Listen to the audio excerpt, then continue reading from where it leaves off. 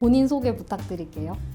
저는 라트로브 대학교에서 디플로마 널싱 끝내고 바첼러 가기 기다리고 있는 조이라고 합니다.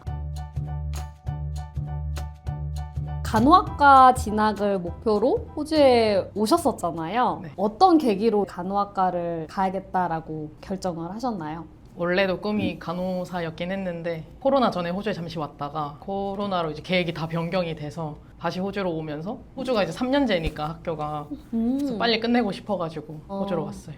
처음에는 바로 간호로 가지 않으시고 에이지드 케어 과정을 먼저 하셨어요. 그 이유가 있으신가요? 이제 호주에 있다가 한국에 갔을 때 그 갭이 생각보다 길었어가지고 다시 돌아오면은 약간 적응을 바로 할 자신이 없었어요, 사실. 일상생활이라든지 실습을 나가면 영어도 해야 되고 그런 시간을 좀 벌고자 먼저 에이지 케어를 했던 것 같아요.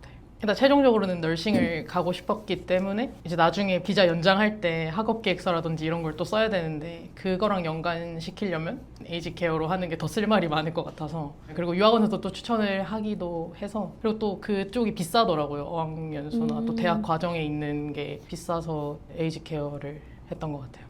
결과적으로는 에이지드 케어 공부를 했던 게 네. 어떤 역할을 했다고 생각을 하시나요?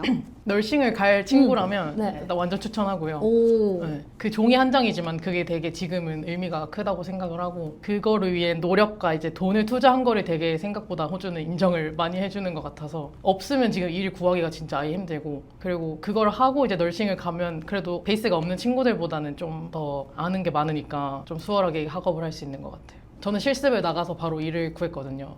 거기서 이제 오퍼를 해줘서 일을 구했는데 이제 일을 하다 보면 환자 케어라든지 약 쓰는 거라든지 질병이라든지 그런 이름에 먼저 익숙해질 수가 있으니까 모르는 채로 들어가는 것보다는 도움이 많이 됐던 것 같아요. 3주 동안 이제 AM 2번, 2주 나가고 PM으로 이제 한 번 나갔는데 저는 좀 그 하이케어 어려우시니까 디멘샤, 뭐 치매 이런 분들이 있는 데를 가서 되게 힘들긴 했었는데 거기서 배운 게 진짜 많았어요. 의사소통이라든지 단순히 케어를 잘한다고 되는 게 아니라 일단 사실 영어가 안 되면 진짜 힘든 부분이고 보호자를 어떻게 달랜다든지 이런 것도 되게 중요하고 되게 많이 배웠어요. 저같이 맞아. 이제 영어가 두렵다거나 그러면은 시간 벌기에 진짜 짱인 것 같아요. 어차피 그냥 베이스를 처음에 조금 하고 가는 거라 생각하면은 다 연계가 되니까 추천합니다. 과제는 그냥 학교에서 하면 돼요. 선생님이랑 같이 하면 되고 그때 만약에 놀거나 뭐 하면은 이제 알아서 집에 가서 해야 되고 제때제때 내야지만이 끝을 낼 수 있죠. 에이지드 케어 과정 공부하시면서 라트로브를 가기 위한 영어 점수나 이런 것도 다 준비를 하셨어야 되셨잖아요. 그런 거는 어렵진 않으셨나요?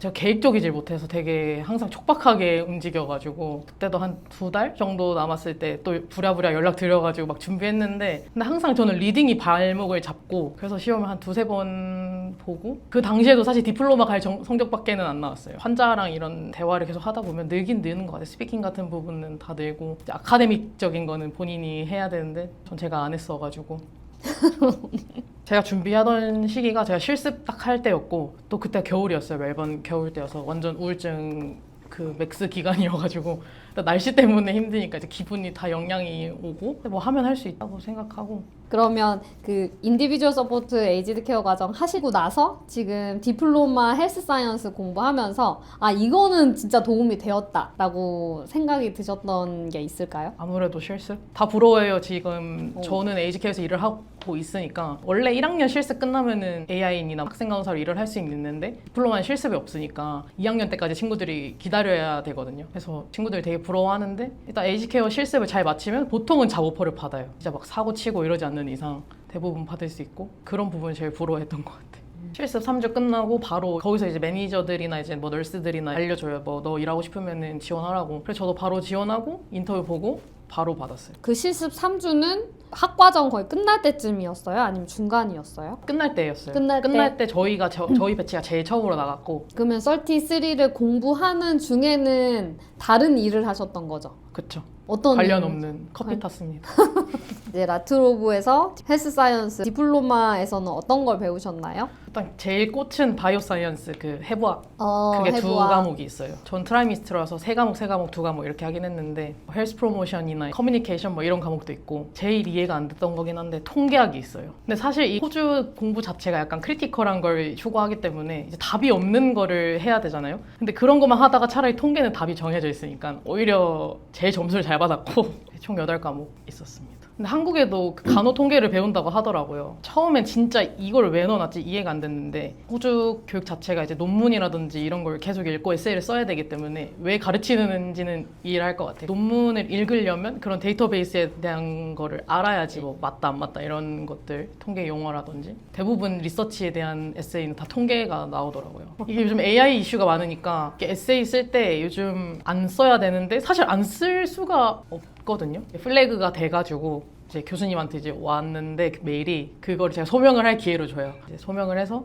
이게 오케이가 되면 그냥 넘어가는 거고 아니면 그 플래그 된 데를 빼고 이제 채점을 하는 거죠. 뭐 프롬프트를 잘 넣어야 돼. 이거 뭐 내가 계획을 할 건데 이렇게 해줘. 이건 괜찮은데 계획 보고 써줘. 이거를 이제 갖다 붙여서 쓰는 애들이 진짜 있더라고요. 레퍼런스 같은 경우에는 이제 마지막에 챗GPT 컴이 떠요. 마지막에. 그것까지 다 넣는 애들은 이제 진짜 빼박으로 떨어지는 거고 번역도 하면 안 돼. 틀을 만들어줘. 이거까지는 괜찮고. 이게 어떤 학교들마다 좀 다르거든요. 어떤 학교들은 활용해서 잘 써봐라고, 어떤 학교는 아예 쓰지 마라. 쓴 게 걸리면 바로 이제 점수는 안 나온다. 그게 나눠지더라고요. 저희도 쓸 수 있는 과목이 있고 안 되는 과목이 있고 그거 미리 알려주세요. 근데 보통 에세이는 처음에 제가 들어갔을 때는 30%까지 봐줬거든요. 그 플래그 되는 퍼센테이지를. 근데 20%로 또 줄어들었더라고요. 걸리면 일주일 안에 이제 메일이 와요. 그 일주일이 진짜 생지옥이죠. 같은 학교여도 또 과목에 따라 과목에 선생님에 맞아. 따라 또 달라지는 거네요. 그래서 제일 좋은 거는 드라프트를 만들어야 돼. 에세이 쓸 때 AI를 쓰더라도 본인이 쓰고 있다라는 그거를 길게 만들면 넘어가지더라고요. 같이 공부했던 학생들은 국적이 어땠나요? 로컬이 한 20% 있고 보통 인도, 파키스탄 이쪽이 사실 많긴 하고 베트남, 뭐 싱가포르, 한국인도 되게 많았어요. 처음에 들어갔을 때 2명이었는데 두 학기로 들어올 때 한 20명 정도 들어오더라고요. 한국인이. 사우디 쪽도 되게 많아요. 중국인들이 생각보다 많고 학업 분위기는 어땠어요? 아주 열심히 해요. 진짜 열심히 하고 이게 으쌰으쌰 분위기이면서도 바첼러 갈 수 있는 쿼터가 정해져 있으니까 진짜 불을 켜고 공부해요. 뭐 에세이가 진짜 과목마다 한 2-3개씩 있으면 타임 매니징이 진짜 힘들거든요. 저도 거의 밤새면서 쓰고 일하고 막 이렇게 했던 것 같아요. 정보가 한국, 중국이 진짜 빨라서 친구는 많을수록 좋은 것 같아요. 시험을 이제 다 다른 나라의 시험을 보니까 같이 그런 거를 공유하면은 네, 좋은 것 같아요. 디플로마 자체가 애들이 고등학교 졸업을 안 해도 올 수 있는 걸로 아는데 그래서 그런지 진짜 한 20살 이하가 되게 많고 한국 사람들은 되게 저 또래가 많았던 것 같아요. 20대 후반, 30대? 디플로마 과정 하면서 가장 어렵다고 느꼈던 건 어떤 걸까요? 에세이요. EAP 과정을 듣고 온 친구들은 확실하게 발표라든지 에세이라든지 이런 거를 다 배우고 오니까 수월한데 솔직히 뭐 레퍼런스를 달면서 쓰는 에세이는 처음이니까 그리고 또 본인의 의견이 들어가면 절대 안 돼요. 한국에서 글쓰기를 하면 본인에 대한 거를 쓰지 그런 걸 해본 적도 없고 배우면서 하면 다 할 수는 있는데 일단 그게 제일 어려웠어요. 그 Certificate 3 말고 EAP를 할 걸 그런 생각은 안 해보셨어요? 근데 33 1년을 한 거는 되게 만족을 하고 그 뒤에 차라리 한 달, 2달이었어라도 EAP를 했으면 오히려 진짜 훨씬 나았을 것 같아요. 시간이 있었으면은 했었을 것 같아요. 짧게라도. 그럼 학교에서는 그런 서포트를 해주는 게 온라인으로만 되어 있는 거예요? 처음에 이제 OT 하고 나서 그런 에세이 쓰는 거라든지 뭐 멘탈 헬스도 되게 신경을 많이 써줘서 학교 온라인 사이트에 스튜던트 그 서포트 하는 그게 따로 있어요. 선생님들이. 그래서 그거 예약을 잡으면 뭐 에세이라든지 멘탈적으로 이슈가 있다든지 이런 상담을 받을 수 있어요. 에세이 수업이 온라인은 있는데 오프라인은 없었던 것 같아요. 그 라이브로 이렇게 줌에 들어가가지고 스트럭처라든지 뭐 레퍼런스 어떻게 달고 또 학교마다 그 스타일 레퍼런싱 하는 스타일이 있으니까 저희는 APA7 쓰는데 그 스타일이 어떤 스타일인지 근데 항상 강조되는 건 AI를 쓰지 마라. 에세이 쓸 때. 마스터 오브 디플로마는 점수를 잘 받아야지 바첼러로 가잖아요. 네. 이 부분에 있어서 학점 관리하는 게 어렵진 않으셨는지. 힘들어요.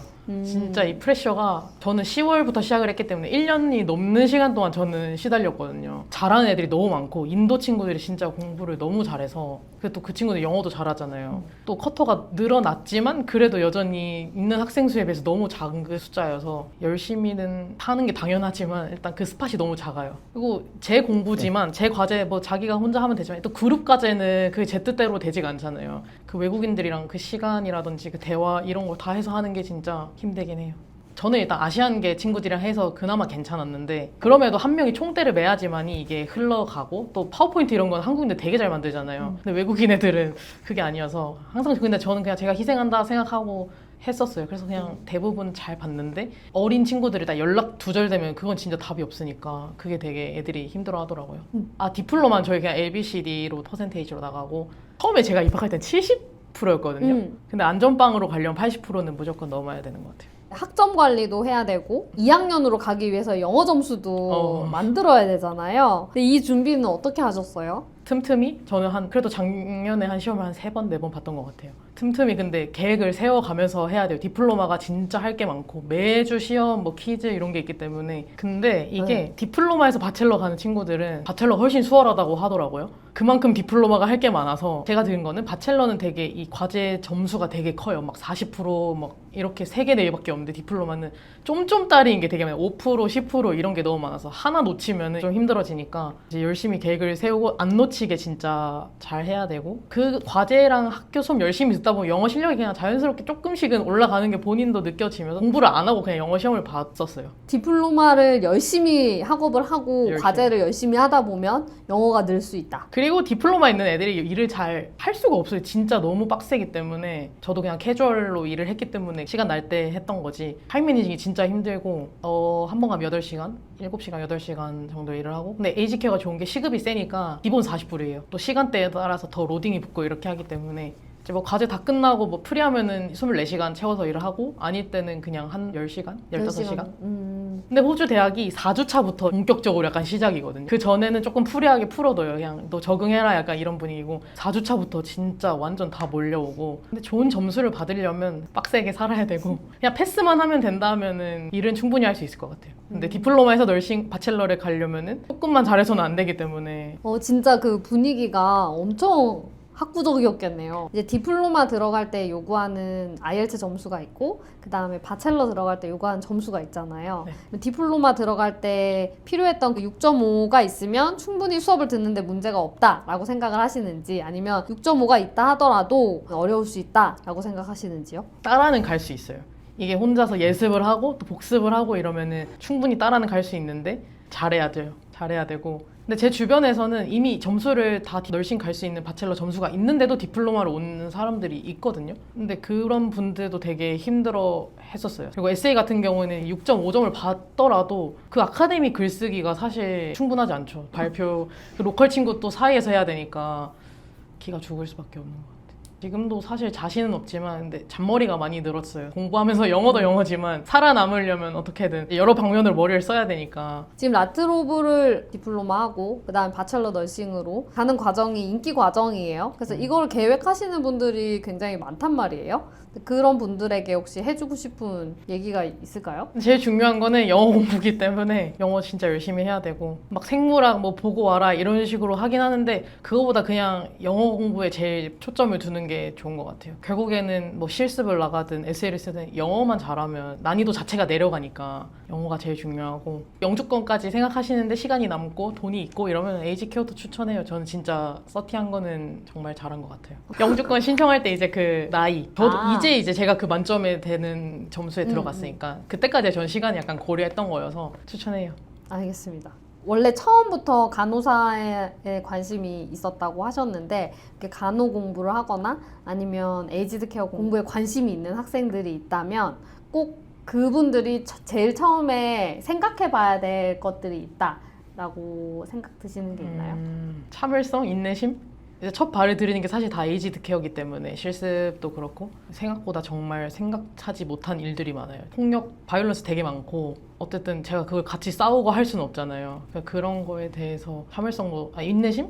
도 되게 필요한 것 같고 또 커뮤니케이션 스킬도 되게 중요한 것 같아요. 한국이랑 다르게 호주는 이제 보호자들도 그렇고 환자들도 그렇고 본인이 이거를 왜 하는지에 대해서 다 왜가 붙거든요. 내가 하고 있는 게 왜인지를 다 설명을 할 수 있어야 되는 게 필요하기 때문에 그게 다 결국엔 영어고 커뮤니케이션 스킬도 되게 중요하고 또 호주는 간호사도 그런 씻기는 거라든지 그러니까 한국에서 하는 간병인이 하는 그런 것들을 호주는 간호사들도 영역이 있기 때문에 사실 에이지케어 간호사는 페이퍼워크가 거의 많고 병원에 가면은 간호사들이 이제 씻기고 뭐 그런 걸 해야 돼요. 근데 에이지케어는 이제 저 같은 서포트 워커나 이런 사람들이 그런 걸 하지만 병원에 가면은 실제로 간호사가 이제 4명을 맡으면 그 4명이 따라서 이제 씻기고 뭐 하고 베드 바꾸고 이런 거를 간호사들이 하기 때문에 그런 것까지 생각을 해봐야 될 것 같아요. 간호사 친구들 얘기 들으면은 한국은 환자만 그냥 뭐 약 주고 뭐 페이퍼워크하고 이렇게 하면 되지만 호주는 그 맞는 수가 작지만 대신 그런 것까지 해야 되는 게 있죠. 이게 디플로마 1학년으로 갈 수도 있고 입학 조건을 맞추면 바첼러 1학년으로 또 바로 갈 수도 있거든요. 어떤 걸 추천할 수 있을까요? 듣기로는 바첼러 1학년은 이제 실습이 있고 또 사실 그 두 개를 비교했을 때는 바첼러가 더 비싸거든요. 비싸지만 오히려 거기서는 해부를 한다고 하더라고요. 사람을 하진 않겠지만 이제 동물이라든지 그거 해부 실습이 있고 또 그거랑 별개로 1학년 2학기 때 실습을 나간다고 들었거든요. 그래서 갈 수 있다면 바첼러로 가는 게 저는 좋다고 생각해요. 또 저처럼 디플로마 이런 그 쿼터 생각 이런 거 안 해도 되고 그냥 다 이렇게 순차적으로 갈 수 있는 거니까. 근데 유학생 입장에서는 좀 디플로마부터 하는 게 좀 부담감이 적지 않을까요? 저도 그 생각을 하고 사실 디플로마를 간 거였는데 부담이 더 큰가요? 더 컸어요.